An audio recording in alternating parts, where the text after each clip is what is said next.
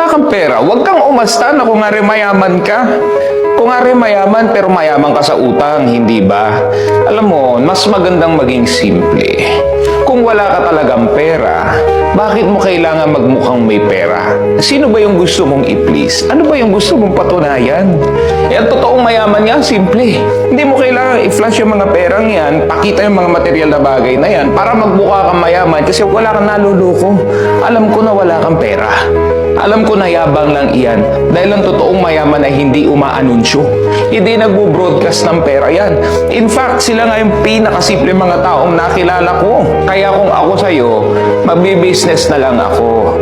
Tanggapin mo na wala kang pera, hampas lupa ka. Hindi mo kailangan magyabang kasi sinong linuloko mo, nahihiya lang kami natatawa sa iyo eh. Magpakahusay ka sa negosyo, magpundar ka, at tandaan mo na wala kang kailangan patunayan sa ibang tao.